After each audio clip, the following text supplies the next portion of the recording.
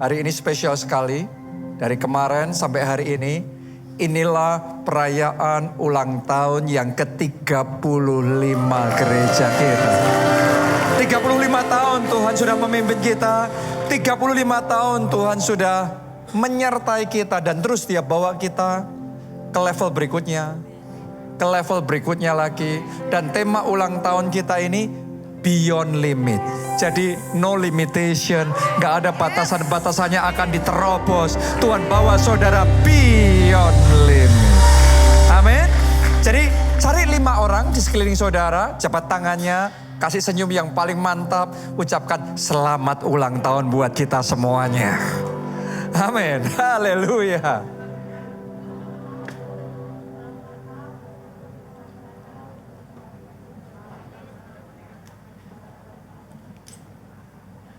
Silakan duduk Bapak Ibu Saudara sekalian. Saya juga tentunya mengucapkan selamat ulang tahun buat kita semua, buat Gereja Keluarga Allah, khususnya Keluarga Allah Jakarta. Saya berdoa ulang tahun ini, di momen ulang tahun ini seperti rema bulan ini, the fire is getting bigger. Api Roh Kudus tambah besar, tambah menyala, dan tambah berkobar dalam hidup kita. Doa saya nggak ada seorang pun di tempat ini yang rohnya padam. Doa saya semuanya rohnya berkobar-kobar dan menyala-nyala dalam Tuhan. Amin. The fire is getting bigger. Apinya tambah besar. Nah, dalam bagian yang kedua dari firman Tuhan ini, saya mau bagikan satu khotbah yang judulnya Fire in Jerusalem. Api di Yerusalem. Apa artinya? Nanti saya akan jelaskan sama saudara. Tapi saya ingin ajak saudara untuk mempelajari terlebih dahulu kisah tentang 2 murid Yesus yang waktu itu dalam perjalanan pergi ke satu tempat namanya Emmaus. Kita baca Lukas 24 ayat 13 sampai 18. Ditulis begini, ayat 13 dulu aja ya. Pada hari itu juga, coba semuanya katakan pada hari itu juga. Oke, 2 orang dari murid-murid Yesus pergi ke sebuah kampung bernama Emmaus. Yang terletak kira-kira 7 mil jauhnya dari Yerusalem. 7 mil ini kira-kira 11 kilometer dari Yerusalem. Nah, pertanyaan saya gini, kalau ditulis di ayat ini, pada hari itu juga. Apa artinya hari itu? Hari itu apa yang spesial? Apa yang terjadi pada hari itu? Sehingga dicatat mengacu pada hari itu juga. Coba Anda perhatikan, mundur ke ayat pertama dan ayat yang kedua dan ketiga dari Lukas 24 itu. Tetapi pagi-pagi benar pada hari pertama minggu itu mereka pergi ke kubur membawa rempah-rempah yang telah disediakan mereka. Mereka mendapati batu itu sudah terguling dari kubur itu dan setelah masuk mereka tidak menemukan mayat Tuhan Yesus. Jadi ternyata hari itu hari kebangkitan. Yesus bukan hanya disalibkan dan mati, tapi pada hari yang ketiga Ia bangkit dari kematian. Ia mengalahkan maut. Dan Ia hidup sampai selama-lamanya. Ada kemenangan yang luar biasa. Yesus yang saudara saya sembah bukan Yesus yang pernah hidup. Tapi Yesus yang terus hidup. Sampai hari ini bahkan Dia ada bersama dengan kita. Dia Yesus yang tidak berubah dulu, sekarang, sampai selama-lamanya. Dan hari itu adalah hari kebangkitan. Hari ini saya deklarasikan hari kebangkitan terjadi di dalam hidup saudara. Hari kebangkitan iman saudara, hari kebangkitan visi saudara, hari kebangkitan di dalam bisnis saudara, kebangkitan di dalam keuangan saudara. Tangkap itu, hari ini hari kebangkitan. Amin. Tangkap itu terlebih dahulu. Nah, pada hari itu saudaraku, murid-murid Yesus ini pergi ke Emmaus. Lanjutkan pembacaan tadi, sekarang ayat yang ke-9 sampai ayat yang ke-11. Dan setelah mereka kembali ke kubur, nah ini para wanita ya, setelah mereka kembali ke kubur, mereka menceritakan semuanya itu kepada ke-11 murid dan kepada semua saudara yang lain. Perempuan-perempuan itu ialah Maria dari Magdala dan Yohana dan Maria ibu Yakobus dan perempuan-perempuan lain yang juga bersama-sama dengan mereka memberitahukannya kepada rasul-rasul. Tetapi bagi mereka perkataan-perkataan itu seakan-akan omong kosong dan mereka tidak percaya kepada perempuan-perempuan itu. Jadi kisahnya para perempuan ini datang ke kubur Yesus dan menjumpai kubur Yesus kosong. Dan mereka ketemu sama Yesus dan mereka tahu Yesus bangkit dari kematian. Yesus pernah ngomong, Yesus sudah pernah berjanji sama murid-muridnya, dia akan mati, tapi kemudian dia akan bangkit kembali. Sekarang hal itu terjadi. Dan mereka excited, para perempuan ini mereka on fire, mereka semangat, mereka pulang, mereka ketemu sama murid-murid Yesus, cerita, Yesus bangkit. Anda bisa perhatikan di sini. Yang mereka ceritain, murid-murid Yesus. Yang mereka ceritain para rasul. Coba Anda perhatikan. Mereka ini adalah orang-orang yang selama Yesus hidup di dunia, mereka orang-orang yang paling dekat sama Yesus. Betul apa tidak? Setiap hari bersama dengan Yesus, siang dan malam ada bersama dengan Yesus. Boleh nggak saya ngomong kalau mereka ini orang yang paling kenal Yesus? Mereka ini orang-orang yang ngelihat sendiri kuasa Allah yang bekerja dalam hidup Yesus. Yang lumpuh berjalan, yang buta melihat, yang tuli mendengar, bahkan orang mati pun dibangkitkan. Yesus punya power untuk melakukan semua. Mereka melihat dengan mata kepala mereka sendiri. Dan itu bukan cuma terjadi sekali, dua kali. Tapi tiap hari dimanapun Yesus ada, Yesus adalah miracle worker. Yesus adalah pembuat mujizat. Mereka kenal. Tapi tadi Anda baca nggak? Ketika mereka dengar perkataan kesaksian dari para perempuan itu bahwa Yesus hidup, Yesus bangkit dari kematian, ditulis apa tadi? Mereka menganggap perkataan itu omong kosong. Saya mau ngomong begini sama saudara. Orang itu saudaraku, kalau apinya lagi padam, dengar firman Tuhan, mereka akan anggap omong kosong. Mereka yang sama yang begitu on fire percaya sama Yesus.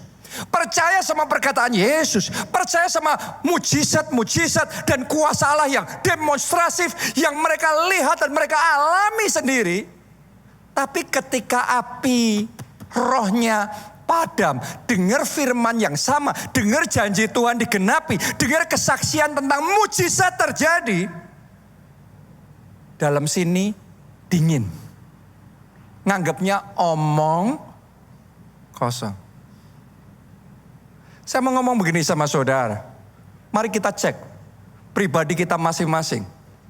Kadang-kadang dengar firman Tuhan yang sama, dengar khotbah yang sama, ada di ibadah yang sama, worship leader, tim present worship yang sama, pendeta yang sama, pengkhotbah yang sama. Yang satu bisa begitu on fire, yang satu bisa sampai nangis di jamaah Tuhan yang luar biasa. Tapi yang satu off. Kadang-kadang masalahnya bukan ibadahnya, masalahnya bukan Roh Kudusnya, masalahnya bukan kuasa Tuhannya. Kadang-kadang yang jadi masalah adalah apa yang ada di dalam hati kita. Ketika kita kehilangan api, bahkan murid-murid Yesus sekalipun, para rasul sekalipun akan menganggap perkataan Yesus, akan menganggap janji Yesus digenapi, mujizat Yesus omong kosong. Jadi hari ini cek, seperti apa temperatur roh saudara. Karena firman Tuhan berkata, biarlah rohmu menyala-nyala. Dan Alkitab juga berkata, api yang di atas mezbah itu jangan dibiarkan padam. Api itu harus tetap menyala. Saya mau ngomong sama saudara, api roh yang ada di dalam hati saudara, di dalam mengikut Yesus, jangan dibiarkan padam. Api cinta mula-mula saudara kepada Yesus harus tetap menyala, harus terus berkobar dan tambah besar apinya menyala. The fire is getting bigger. Ibadah yang persis sama, kalau orang lagi menyala, 6 kali ibadah di Soho hari Minggu, 6-6-nya ikut. Pernah ngalami masa-masa yang kayak gitu? 10 hari KKR, gak satu pun lewat. Kalau apimu lagi menyala, ibadahnya sama, pendetanya khotbahnya sama, Anda akan gampang terbakar. Anda akan gampang dijamah Tuhan. Anda akan gampang percaya dengan firman Tuhan. Dan karena itu Anda akan gampang mengalami kuasa Tuhan. Tapi ketika api seseorang off, mau ada revival, mau ada KKR, mau ada lawatan Roh Kudus, dingin, skeptis. Not interested. Orang itu sudah kuya, makan seenak apapun di depan mata kita. Tapi kalau sudah kenyang, jawaban kita kalau ditawarin apa? No. Kita ngomong no itu bukan karena rotinya nggak enak, makanannya nggak enak. Kita ngomong no itu sebenarnya simply kita ngomong aku sudah kenyang. Ketika berita kebangkitan Yesus diceritakan, itu bukan masalah kuasa Allahnya nggak bekerja, Yesusnya nggak bangkit. Jelas Yesusnya sudah berjanji, Yesusnya sudah pernah ngomong, dan dia menepati janjinya, dia bangkit dari kematian. Tapi ketika roh kita, manusia roh kita off, api kita padam, kita kayak nggak ada feelingnya, nggak ngerasa apa-apa, nggak kerasa apa-apa. Saya berdoa, saudara semua di tempat ini, Anda bisa sadar bahwa saat ini api Roh Kudus sedang menyala di tengah-tengah kita. Lawatan Roh Kudus sedang terjadi di tengah-tengah kita. Saya berdoa Anda bisa mengerti bahwa kuasa Tuhan siap dimanifestasikan dan mujizat-mujizat siap langsung menyerbu dan terjadi di dalam kehidupan saudara. Kita kasih tepuk tangannya yang paling meriah buat Tuhan kita. Tapi doa saya ada api yang menyala kembali dalam hidup saudara. Jadi buat saudara yang selama sekian waktu ngerasa sudah kayak apinya off. Anda hanya ke gereja saja kayak bergumul, berjuang untuk ke gereja. Coba Anda teliti masing-masing pribadi. Gimana dengan saat teduh pribadi saudara, doa pribadi saudara, pembacaan Alkitab saudara. Masih nggak on fire, masih nggak kerasa gregetnya. Jangan-jangan untuk baca Alkitab tiap hari sudah off. Doa tiap hari sudah nggak lagi. Jangan-jangan tanpa kita sadari, api kita sudah padam. Dan kalau api kita sudah padam, Anda dengar khotbah kayak nggak kena. Nggak kena, kayak murid-murid Yesus. Ngomong apa ini pendeta? Kesaksian mujizat apa? Makanya saya juga gak heran. Murid-murid Yesus yang sudah tiap hari sama Yesus gitu aja. Ngelihat mujizat, diceritain kesaksian mujizat. Omongannya omong kosong. Ada juga anak-anak Tuhan zaman sekarang. Pendeta-pendeta bahkan. Yang ngomong mujizat itu omong kosong. Sederhana karena api rohnya padam. Jadi hidupnya cuma secara jasmani. Gak bedanya sama orang di luar Tuhan. Hanya secara jasmani. Karena itu saya berdoa di ibadah ini. Tuhan kerjakan sesuatu di dalam hidup saudara. Tuhan bangkitkan kembali apa yang sempat padam. Api yang sempat pudar itu. Hari ini doa saya dalam nama Yesus dikobarkan kembali. Dinyalakan kembali. Dibesarkan kembali. Your fire is getting bigger. Amin. Haleluya. Lukas 24 ayat 13 sampai ayat yang ke-18. Saya bacakan buat saudara. Pada hari itu juga, saya ulangi lagi ya. 2 orang dari murid-murid Yesus pergi ke sebuah kampung bernama Emmaus, yang terletak kira-kira 7 mil jauhnya dari Yerusalem. Dan mereka bercakap-cakap tentang segala sesuatu yang telah terjadi. Ketika mereka sedang bercakap-cakap dan bertukar pikiran, perhatikan, mereka sedang bercakap-cakap dan bertukar pikiran, datanglah siapa? Yesus sendiri. Yesus datang sama siapa? Murid-muridnya. Harusnya mereka kenal Yesus enggak? Kenal dong. Ini kan muridnya sendiri, kan gurunya sendiri. Mari kita lihat. Datanglah Yesus sendiri mendekati mereka, lalu berjalan bersama-sama dengan mereka. Tetapi ada sesuatu yang menghalangi mata mereka, sehingga mereka tidak dapat mengenal Dia. Yesus berkata kepada mereka, apakah yang kamu percakapkan sementara kamu berjalan? Maka berhentilah mereka dengan muka muram.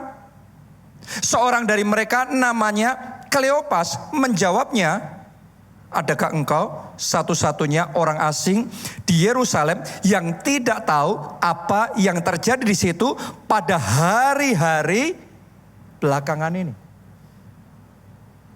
Saudaraku, kalau orang karena apinya mereka sedang padam nih. 2 murid Yesus ini apinya sedang padam. Mereka tergoncang imannya karena Yesus disalibkan dan mati. Ya, api mereka sedang padam. Sekarang Yesus jalan bersama mereka aja, mereka nggak tahu bahwa itu Yesus. Jangan-jangan Anda nggak sadar bahwa apa yang sedang kau alami saat ini, Tuhan yang sedang bekerja di dalam kehidupan saudara. Tuhan sedang mempersiapkan sesuatu yang istimewa di dalam kehidupan saudara. Jangan-jangan kau belum sadar bahwa hari ini sesuatu yang istimewa Tuhan mau kerjakan di dalam kehidupanmu.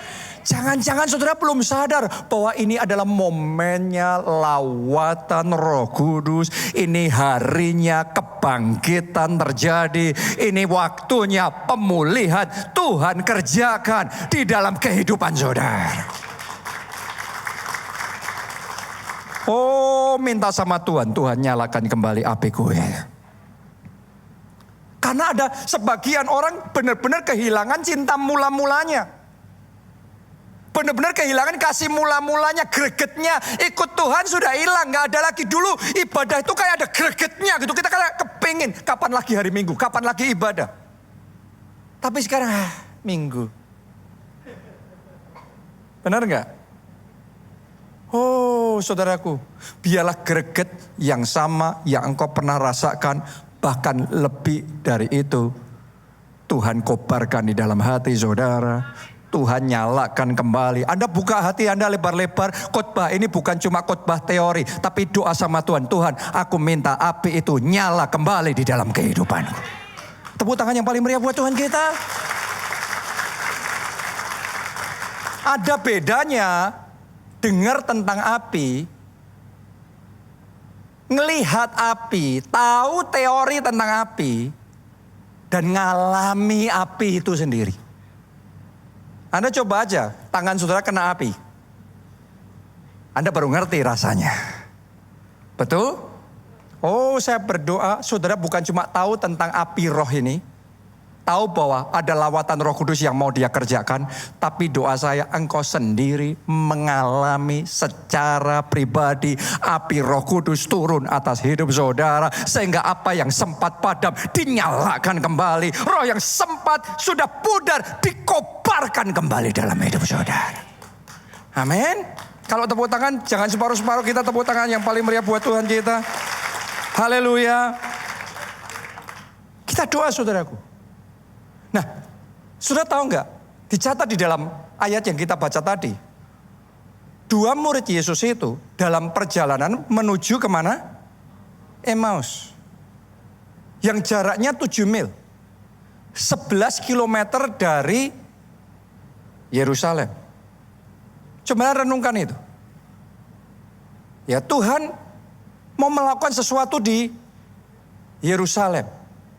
Tapi langkah mereka malah menjauhi Yerusalem. Mereka pergi ke Emmaus. Waktu api mereka padam, mereka menjauhi Yerusalem, mereka pergi ke Emmaus. Kalau secara jasmani nggak ada salahnya ya pergi ke Emmaus. Tapi ini ada meaningnya yang saya mau bagikan sama saudara. Tahukah saudara, Emmaus itu, kata Emmaus itu punya arti sumber air panas. Ternyata mereka itu ketika apinya padam, mereka itu kayak ngerasa juga dan kepengen kayak cari sesuatu. Karena apinya padam tuh dingin. Mereka kayak mencari sesuatu. Yang jadi masalah, mereka mencarinya bukan di Yerusalem. Mereka mencarinya menjauhi dari Yerusalem. Mereka pikir di Emmaus ada mata air yang panas yang bisa mengisi apa yang kosong di dalam hidup mereka lagi. Ketika api roh kita sama Tuhan padam, biasanya orang cari pengganti. Sesuatu yang lain yang mengisi hidup kita. Ketika Anda hatinya kosong, dalam hidupmu kosong dengan kasih, kosong dengan kebahagiaan. Orang itu akan mencari sesuatu, ganti sesuatu. Tapi seberapa banyak orang carinya salah. Mau cari sesuatu yang ngisi di hati, tapi larinya sama narkoba. Larinya sama nonton film semalaman. Kayak cari sesuatu untuk ngisi diri kita. Sesuatu yang kosong, sesuatu yang hampa dalam hidup kita. Carinya adalah pemuasan secara jasmani. Mari saya beritahu saudara, ada sesuatu di dalam diri kita yang tidak bisa diganti selain Tuhan yang memenuhi kita. Anda mau cari apapun itu, dari kepuasan jasmani, dari traveling, dari kuliner, dari apapun itu juga di luar sana, film, hiburan, entertainment, apapun itu juga. Itu hanya sifatnya sementara, setelah itu dalam hatimu akan kosong lagi. Hampa lagi. Gak ada ketenaran apapun, gak ada kekayaan apapun yang bisa menggantikan sesuatu di dalam hidup kita itu. Kecuali Tuhan. Kenapa? Karena sesederhana manusia itu diciptakan, satu manusia jasmani, tapi lebih dari itu manusia rohani. Dan manusia rohani punya kebutuhan rohani. Dan kebutuhan rohani itu hanya bisa kita dapat di dalam Tuhan. Jadi mulai hari ini, jangan salah alamat lagi. Jangan kejar yang di luar lagi. Ada porsinya kita punya kebutuhan secara jasmani. Tapi ada porsinya kita punya kebutuhan rohani kita. Dan kebutuhan rohani kita hanya bisa kita dapatkan di dalam Tuhan. Doa saya hari ini, pencarian saudara, bukan di luar, tapi datang sama Tuhan. Buka hatimu lebar-lebar dan minta lawatan Roh Kudus terjadi di dalam kehidupan saudara. Kenapa? Ayo kita baca bersama-sama. Kisah Para Rasul 1 ayat 4 sampai ayat yang ke-5. Ini perkataan Tuhan Yesus. Pada suatu hari ketika ia makan bersama-sama dengan mereka, ia melarang meninggalkan Yerusalem.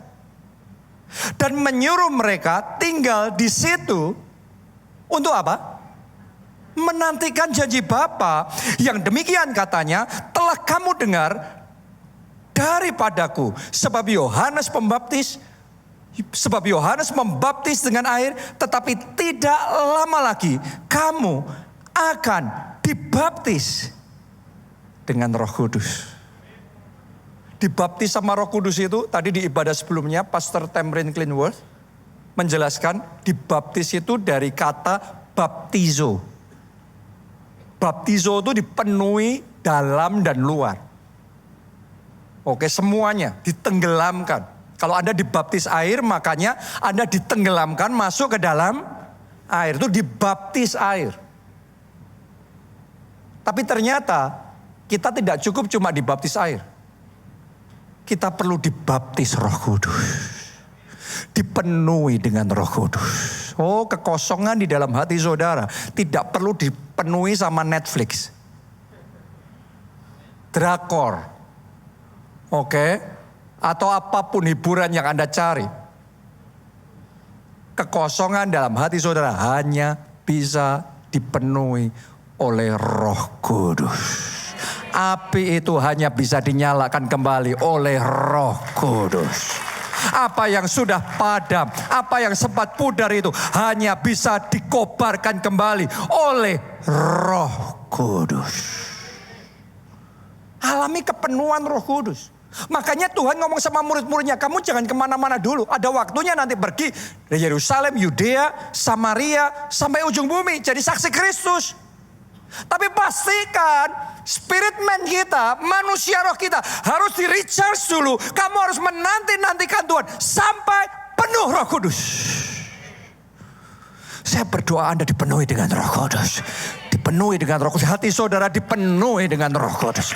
Roh saudara dipenuhi dengan Roh Kudus. Mata saudara dipenuhi dengan Roh Kudus. Kadang-kadang orang berpikir pokok kepenuhan Roh Kudus itu cuma bahasa roh. Tapi tahukah saudara, lidah kita juga perlu dipenuhi Roh Kudus sehingga ngomongnya kudus. Banyak orang ngaku kepenuhan Roh Kudus tapi matanya belum dipenuhi Roh Kudus. Saya berdoa mata saudara dipenuhi dengan Roh Kudus sehingga yang dicarinya, yang mau ditontonnya, yang kudus. Saya berdoa telinga saudara dibaptis dengan Roh Kudus. Sehingga Anda maunya mendengarkan perkataan firman Allah. Berbahagialah orang yang kesukaannya ialah merenungkan firman Tuhan siang dan malam. Apa saja yang diperbuatnya berhasil. Banyak kali orang berpikir sudah dibaptis Roh Kudus, sudah kepenuhan Roh Kudus, tapi ternyata masih belum apa-apa. Makanya powerless, no power dalam hidupnya. Hidupnya padam, gak ada apinya. Gak kerasa apa-apa, gak ada kuasa Allahnya. Kita pikir kita sudah dibaptis Roh Kudus tapi masih nothing. Saya berdoa pikiran saudara dipenuhi dengan Roh Kudus. Seperti Yesus yang pikirannya dipenuhi dengan Roh Kudus sejak dari kecil dia bisa cerdas sekali. Ngomongan sama para pemuka-pemuka agama. Dan mereka semua heran, wow. Anda lihat Daniel dipenuhi dengan Roh Kudus sehingga dicatat dalam Alkitab dia 10 kali lipat lebih cerdas dari semua orang paling cerdas di kerajaan itu. Tahu nggak saudaraku, kalau Anda dipenuhi Roh Kudus, pikiran kita tuh kayak prosesor di handphone kita, di laptop kita yang di-upgrade. Pasti pikiran kita akan di-upgrade juga. Kapasitas kita berpikir akan di-upgrade. Cara kita mengambil keputusan akan di-upgrade. Kita akan bisa berpikir dengan clarity yang luar biasa. Ada wisdom, ada divine wisdom. Ketika kita dipenuhi dengan Roh Kudus. Oh, penuh Roh Kudus, penuh Roh Kudus, penuh Roh Kudus. Alami itu penuh Roh Kudus dalam hidup saudara. Karena itu Yesus ngomong, nantikan janji Bapa, yaitu Roh Kudus. Seringkali roh kita padam karena kita gak ambil waktu yang cukup untuk kepenuhan Roh Kudus. Untuk dipenuhi dengan Roh Kudus. Anda saja tiap hari memastikan handphonemu di-charge. Sehingga dari yang tadinya sudah hampir habis. Kemudian bisa full dan Anda cukup itu bisa dipakai seharian. Bahkan sebagian dari saudara bawa power bank. Supaya Anda bisa pastikan itu cukup untuk aktivitas seharian saudara. Tapi berapa banyak dari kita ambil waktu untuk recharge spirit man kita. Manusia roh kita. Gara-gara kita gak kepenuhan Roh Kudus. Kita ngadepin berbagai macam hal dalam kehidupan kita. Kita kayak mobil yang kehabisan bensin. Mogok. Kayak handphone yang kehabisan baterai. Mati. Tiba-tiba kuasa doanya mati. Tiba-tiba hikmat Allahnya gak kerja. Off. Kenapa? Karena no battery. Low battery. Itu sebabnya Yesus ngomong sama murid-muridnya, nantikan janji Bapa sampai kamu terima Roh Kudus. Terima Roh Kudus hari ini, terima Roh Kudus, penuh dengan Roh Kudus. Lebih dan lebih lagi Anda penuh dengan Roh Kudus. Bahkan saya mau ngomong begini sama saudara, kepenuhan Roh Kudus itu saudaraku ya, beda sama kayak tadi ilustrasi saya kayak ngecharge handphone gitu. Kalau sudah 100% kan Anda mesti discharge. Benar ya? Kenapa? Karena baterai itu kapasitas maksimalnya 100%. Tapi Anda harus tahu, di dalam Roh Kudus kita bisa selalu going higher. And there is no limit. Kalau buat saudara sekarang kapasitasmu 100%, tapi engkau recharge-nya lebih kenceng daripada 100%. You can go beyond limit. 120%, 150%, 200%. And itu no limit, beyond limit. Dan di situ nanti Anda akan mengalami benar-benar yang dikatakan di Alkitab. Itu manifestasi kuasa Allah akan mulai terjadi dalam hidup kita. Itu nanti Anda akan melihat secara pribadi Anda akan mengalami doamu yang persis sama, kata-katamu yang persis sama. Tadinya no power, karena baterai spiritnya off. Kecil gak cukup untuk ngidupin satu ruangan kayak gini. Anda harus tahu ini berapa PKAC-nya untuk ngidupin LED, ini berapa banyak listriknya. Kalau yang tersedia di sini cuma listrik 1000 watt, gak kuat. Ambles saudaraku, mati listriknya, gak nyala. Kalau untuk ngidupin rumah kecil mungkin nyala. Tapi untuk ngidupin tempat yang lebih besar, butuh listrik yang lebih besar. You need more of the Holy Spirit. Anda butuh Roh Kudus lebih lagi. Anda butuh dipenuhi Roh Kudus lebih lagi. Anda butuh diurapi oleh Roh Kudus lebih lagi. Dan lebih lagi. Dan lebih lagi. Dan by the way saudaraku, yang namanya doa itu gak harus ganti-ganti kata-katanya. Anda ngecharge handphone itu bisa dicharge gitu aja. Terus. Benar apa tidak? Nanti akan increasing itu. Anda hanya perlu buka hati. Dan ngomong thank you Jesus. Thank you Holy Spirit. I need more of you. Less of me. Tuhan, Engkau lebih lagi. Engkau semakin bertambah. Aku semakin berkurang. Penuhi aku lebih lagi. More of your power. More of your anointing. More of your spirit. More of your love. Fill me Lord. Fill me again. Fill me again. Dan itu kata-kata Anda bisa ulang-ulangi terus-menerus. Anda bisa menyembah terus-menerus. Kudus, kudus, kuduslah Tuhan. Banyak orang ngomong gini, wah kok sudah diulangi 5 kali, bosen ganti. Tapi Anda harus tahu di surga itu sudah ribuan jutaan tahun. Malaikat yang sama terus-menerus ngomong kudus. Kudus. Kenapa? Itu worship. Itu worship. You can go on and on and on and on. Waktu kita di-charge sama Holy Spirit, kita bisa buka diri dan kita terus. Anda bisa bahasa roh. Terus Anda akan dipenuhi. Tadinya 10% baterainya. 20%. 30%. 50%. 100%. 200%. And beyond. Saya berdoa mulai ulang tahun gereja kita ini sesuai dengan rema yang Tuhan kasih beyond limit. Anda tidak berhenti di 100%. Tapi Anda go beyond limit. Limit yang pernah Anda alami. Limit kepenuhan Roh Kudus yang pernah Anda alami. You can go beyond limit. Dan alami itu secara pribadi. Begitu Anda sampai di level tertentu. Begitu listriknya cukup. Tadinya listriknya ada. Tapi nggak cukup nyalain semuanya ini. Tapi begitu listriknya cukup, tiba-tiba semua nyala sendiri. Anda kan lihat, saksikan, buktikan omongan saya. Doamu persis sama, gak usah dirubah jurusnya. Doamu bisa persis sama. Tapi engkau kepenuhan dengan Roh Kudus yang lebih dan lebih dan lebih. Itu sampai di satu titik kalau Anda nggak berpuas diri, Anda terus more and more and more. Sampai di satu titik. Doa yang sama tapi kuasanya berbeda. Tiba-tiba dalam hidupmu kuasa Tuhan akan dimanifestasikan. Kesembuhan akan terjadi. Mujizat akan terjadi. Jawaban doa dan keajaiban akan terjadi. Dan hidupmu menjadi tanda ajaib bagi orang-orang yang ada di sekeliling saudara. The difference itu bukan di knowledge-nya. The difference itu di kepenuhan Roh Kudusnya. The fire is getting bigger.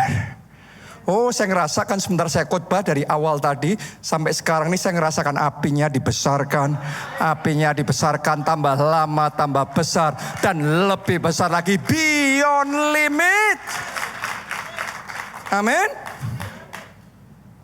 Ayat terakhir, Kisah Para Rasul 2 ayat 1 sampai 2. Di musik bisa naik ke mimbar. Ketika tiba hari Pentakosta, semua orang percaya berkumpul di satu tempat. Coba itu katakan, semua orang percaya berkumpul di satu tempat. Anda pegang ya, itu resep nomor 1.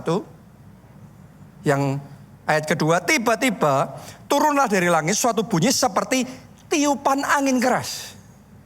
Jadi ketika semua orang percaya kumpul di satu tempat, yang terjadi apa? Ada tiupan angin keras. Roh Kudus berhembus yang memenuhi seluruh rumah di mana mereka duduk. Dan tampaklah kepada mereka lidah-lidah seperti nyala api yang bertebaran hingga pada mereka masing-masing. 3 hal ini. Yang pertama, semua orang percaya berkumpul di satu tempat. Yang kedua, Roh Kudus berhembus. Dan yang ketiga, api yang tadinya sempat padam sekarang menyala kembali. Saya berdoa 3 hal ini ada di tengah-tengah kita. Ini alasan kenapa kita perlu berkumpul di satu tempat. Anda bisa berdoa sendiri enggak di rumah? Bisa, kuburan aja bisa kok. Tapi ada yang beda. Di zaman itu kalau mereka enggak berkumpul di satu tempat, mereka melewatkan lawatan Roh Kudus. Yang mengalami lawatan Roh Kudus adalah murid-murid Yesus yang berkumpul di satu tempat. Saudaraku, kita ini masing-masing ada kepenuhan Roh Kudus dan ada apinya. Tapi ketika kumpul di satu tempat, api kumpul, apinya besar. Anda harus tahu, ini corporate anointing. Karena itu nggak cukup kita berdoa sendiri. Ada waktunya harus sendiri, nggak boleh sama yang lain. Tapi ada waktunya kita orang percaya, murid-murid Yesus harus berkumpul di satu tempat. Seperti hari ini, saya tahu akan ada orang-orang di tempat ini yang mengalami lawatan Roh Kudus luar biasa. Hanya karena Anda berkumpul di satu tempat. Kalau Anda tadi ambil keputusan berdoa sendiri di rumah, mungkin Anda nggak ngalami apa-apa. Tapi karena kita berkumpul di satu tempat, api, ketemu api, ketemu api, ketemu api. Sekarang apinya besar. Di situ Roh Kudus berhembus. Anda akan melihat terobosan besar terjadi. Yang pertama itu bicara tentang pentingnya kita berkumpul di satu tempat. Tapi di momen ulang tahun gereja kita ini saya mau menekankan satu hal lagi. Yerusalem buat gereja kita ini. Gereja ini dimulai awalnya di kota Solo. Dan setiap tahun gereja kita itu ada yang namanya UC. Unlimited Conference. Di mana kita semua dari keluarga Allah semua kota kumpul jadi satu. Dan tahu nggak saudaraku, yang kumpul jadi satu dari semua kota itu bukan biasa-biasa. Itu orang-orang yang punya kehausan roh yang lebih besar. Itu orang yang punya kelaparan roh yang lebih besar. Kalau dari Jakarta terbang khusus untuk ke Solo di Unlimited Conference, itu nggak mungkin yang biasa-biasa. Itu pasti yang on fire for Jesus. Dan saudara bisa bayangkan kalau yang paling on fire dari yang paling on fire dari seluruh Indonesia kumpul jadi satu. Get ready. The fire is getting bigger. Apinya akan menyala lebih dahsyat, lebih besar. Makanya saya sebut bahwa UC itu momen membesarkan api. Tahun ini saudaraku, ini UC kan mulai besok Selasa ya. Selasa, Rabu, Kamis.